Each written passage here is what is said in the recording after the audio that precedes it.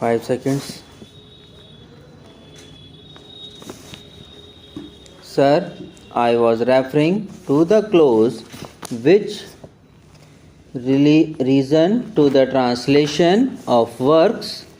As I said, the purpose which motivated the joint committees make this provision was that opportunities should given to people to take advantage of the work given to people to take advantage written in various languages. It is only 3 translations that culture can be disseminated in the country. Ours is not a unilingual country, in a multilingual country, and if we put restrict in the way of translating works, we put restricted in the way of advancement of knowledge. If it is therefore necessary to make the process of translating works from one language to another an easy one, it was with that purpose that the provision was made. I must say that I do see the force of the arguments which have been advantage against this provision. It does create some hearts for the authors because they are deprived to some extent of their rights after a period of 10 years. I am, however, willing to accept the amendment what has been proposed by my friend Mr. Sinha. Slight alterations. There is some advantage in it.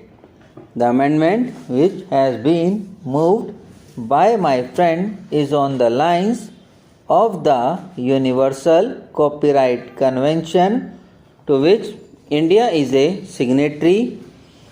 Some members have suggested that the right of translation should be coextensive with the copyright original work, that is, for a period of 50 years.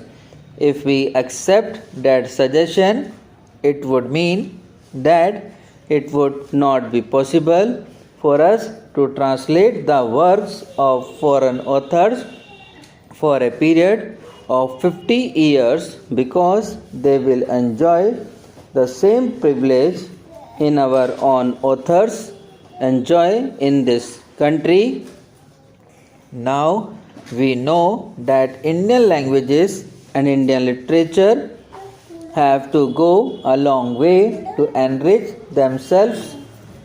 We have to produce not only original works in our own language, but we have to translate many works from foreign languages. If we make this right of translation coextensive with copyright, it makes mean that we shall not be able to translate the works of foreign authors, and I am quite sure that the House would not like to put that barrier in the path of intellectual advancement. Therefore, the best alternative under the circumstances is to accept the amendment which has been very ably and well thoughtfully moved by my honorable friend. I have every sympathy with the authors who in this country live under very different circumstances, but we have also to consider the interest of posterity in the future generations. We must consider the interest of our society in general. If we think of the authors only and make this right coextensive with the term of the copyright, what would be the result? Probably the authors may gain, but it will be detrimental to the general interest of the society. I am therefore satisfied with the amendment which has been moved by my friend. It meets the interest of the authors. It also meets the interest of the general public. We have to reconcile the conflicting interests. Now Professor Rao raised an interesting point with regard to the reassignment of the copyright of a publication.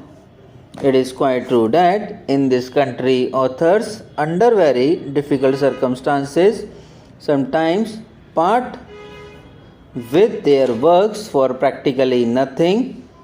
They are being exploited by the publishers. There is no denying that fact, and it was with this in view that in the original bill the government put forward a proposal that after a period of 7 years the author could get back the copyright. This question was very thoroughly examined in the joint committee, and there were representatives in it of the various interests, including the authors' representatives. The committee felt that if this provision for the reassignment of the copyright to the author was accepted, it would work against the interest of the authors themselves. The argument was that the publisher in the earlier stages makes an investment. He spends some money on advertisement when a book is published. In order to capture the market, the publisher has to spend some money for 2 or 3 years, and just when it becomes popular and brings him a good return, the author will come to him and say, "Look there, will you please return this book to me?" If the publisher is so uncertain about the future of the book, if the publisher is always uncertain about his publication, and if he knows that after a period of 7 years he is not going to get any return on the investment he has made, do you think that any publisher would ever take any interest in pushing that book in the market? After all, business is business and publishing is a business, and we should not ignore his hard reality. As I said, I have my full sympathies with the authors, but at the same time we must remember that without the help of the publishers, the interests of authors will not be promoted.